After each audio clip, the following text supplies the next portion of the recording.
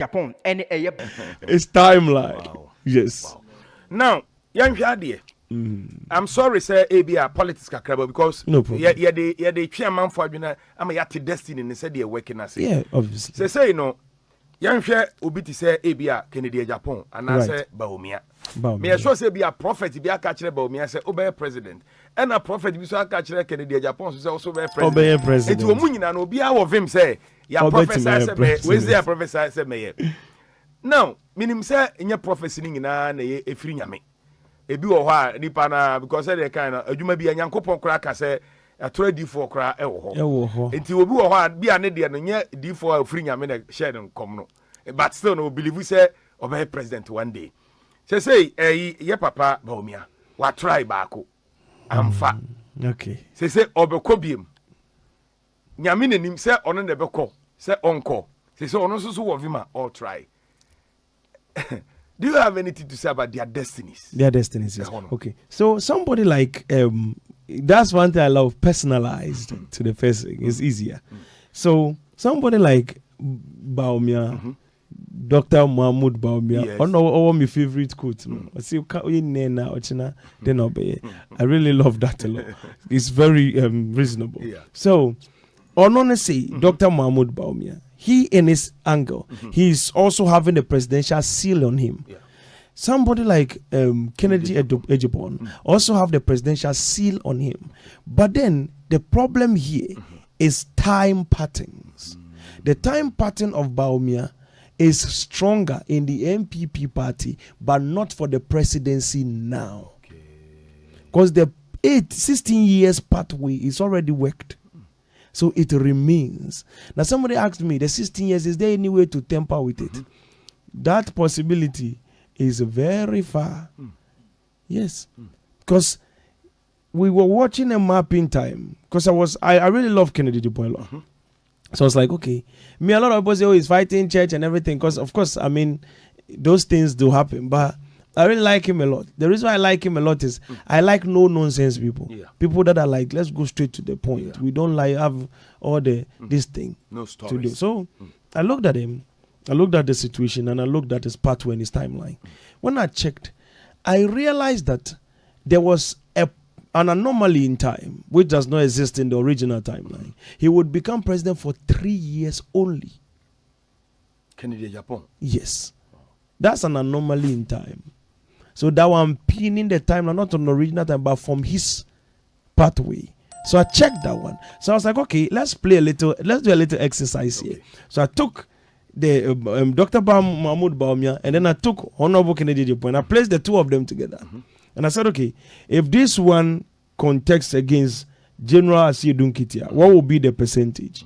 53%, 44% for Baumia. And I took the same ratio and I placed it there in time again. And it's not calculation on numbers, it's time pattern. Yes, I'm merging 2028 specifically.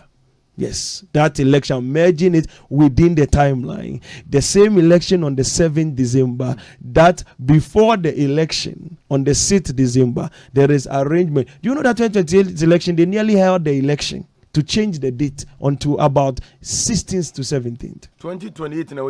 Yes. The date of the election was about to change. It was a whole lot of stories. Yes. Because the electoral commissioner is out, date comes in, a whole lot of changes has been placed, and then the date was about to change because of certain situations, because there was almost a half structure. So they sent it to court even before the election, and then there was a correction at the end of the day. That election, when I looked at it, I checked Kennedy Ejipon's angle, and I saw 29. So when I saw the 29, I was like, okay, why is his pathway like that?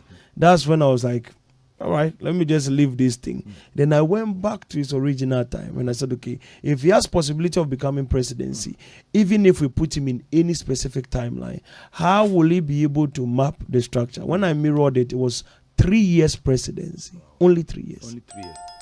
And it was an anomaly in time. When I described the scene I was watching, when I'm looking at time, I'm not actually seeing pictures. I am there. So I'm walking, I'm checking the graphic. I normally when I'm in time, I go and check graphic and then the news. So I check the news, check graphic, and sometimes I go and check Lotto kiosk just for this thing reasons. Wow. Somebody say Shege reason. So now I know the numbers that are coming. I'm like, oh, this one is playing much. The score is 3-4. Oh, nice. Then I just come tell them at home. They will laugh about it, and then that thing happens exactly. Wow. So that's how it is. So when I checked, I realized that anomaly in time. And anomalies in time means that the sun is dark out and then the world is upside down. No. That's anomaly in time. But then there is no possible, the pathway is far from the original timeline. Exactly. Unless you are shifting dimensions by the grace of God. And that one, as I can tell you, the two of them, the one that would become president is Dr. Mahmoud Bawumia, not in 2028. No, not at all. But he will one day become Ghana's president. Yes, he will one day become Ghana's president. Good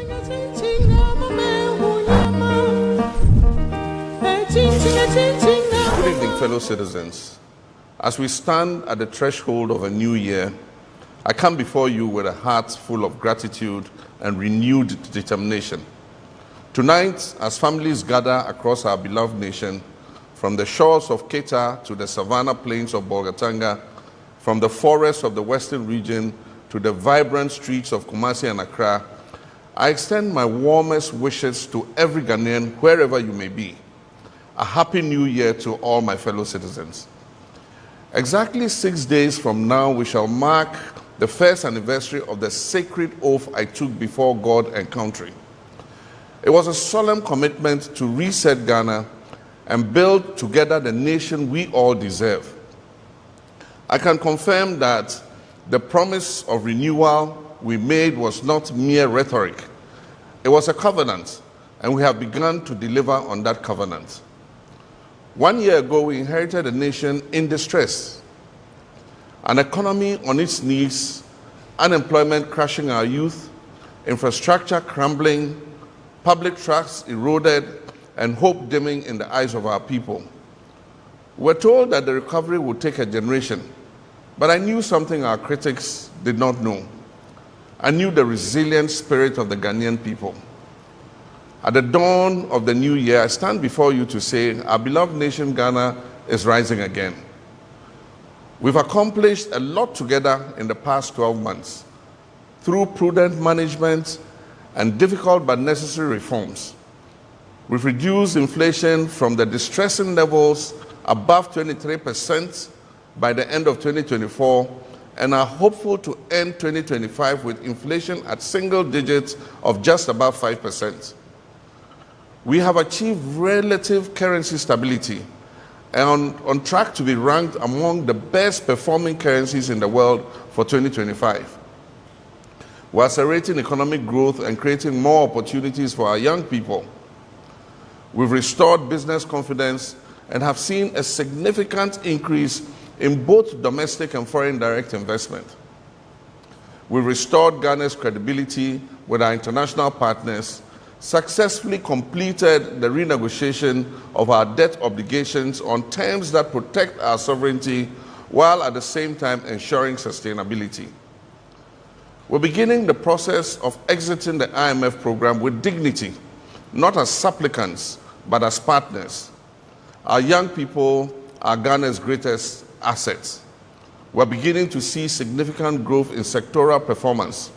Construction, manufacturing, agriculture, and services are showing very strong growth. This is creating a new opportunity for decent employment for our youth. Infrastructure is the backbone of development. We have begun the rehabilitation of over 2,000 kilometers of roads nationwide. We've restored a consistent supply of electricity and are expanding the rural electrification network to more than 1,000 additional communities. My countrymen and women, Ghana's image on the international stage has been positively boosted by our well-acclaimed reset agenda. This reset involves a new way of looking at things both domestically and globally. Domestically, our reset agenda is seeing a resurgence of faith in our democracy. It is delivering a leaner and more efficient administration. It is yielding greater accountability in government and a re-energized fight against corruption. At the 80th session of the United Nations General Assembly, I took the advantage of the global platform to share Ghana's vision with the world. The Accra Reset Initiative is a comprehensive framework for the sustainable transformation of our global governance system. This vision will address the inequalities in the current global system and reset it to create greater opportunities for Africa and other countries of the global south. Ghana's call for a global reset will address interconnected challenges of our time, and I'm committed to leading it alongside other world leaders. This is our moment. This is Ghana's moment to lead. To our fellow Africans across this great continent, Ghana's story is a part of Africa's renaissance. The challenges we face are not unique to us. They are the common inheritance of our shared history and the collective responsibility of our shared future. We in Ghana have proved in 2025 that democracy works, that peaceful transitions of power strengthen us rather than weaken us, and that African solutions to African problems are not just slogans but achievable realities. As Ghana rises, we extend our hands to our neighbors and our partners across Africa. Together, we can and shall build the Africa we want. Together, we can prove to the world what is possible when developing nations are given the space and support to chart their own course. We invite the world to invest in Ghana's transformation, not out of benevolence, but out of the enlightened self-interest in a more stable, prosperous, and sustainable world. My dear compatriots, as satisfying as our achievements of 2025 are, they are but the foundation. The architecture of the Ghana we want must now be built on this foundation. In 2026, we shall accelerate and expand. Every child deserves a world-class education. We'll continue digitalizing our schools and ensure every classroom has the tools for 21st century learning. We shall operationalize universal health coverage through the free primary health care program, ensuring that no Ghanaian is denied care due to inability to pay. Through the Ghana Medical Trust Fund, we'll stretch a hand of support to our people suffering from non-communicable diseases. We shall make Ghana food self-sufficient and transform agriculture from subsistence to a thriving commercial activity through mechanization, value addition, and market access. We're working to achieve 30% share of renewable energy in our national energy mix, reducing costs and protecting our environment. We shall deliver social housing through public-private partnerships, and we shall intensify the fight against corruption with no sacred cows. Every CD belongs to the people of Ghana and must be accounted for. We'll implement the recommendations of the Constitutional Review Committee to make our 1992 Constitution an even greater guide for the consolidation of our democracy. Ladies and gentlemen, governments do not build nations alone. They do that with the cooperation of the citizenry. As we enter 2026, I call upon each one of you. First, our young people. You are not the leaders of tomorrow. You are the leaders of today. Take ownership of this reset agenda. Innovate, create, and build. Ghana needs your energy and your ideas and your commitment. To our entrepreneurs and business leaders, invest in Ghana, build your businesses that create jobs and wealth for yourselves and for the Ghanaian economy.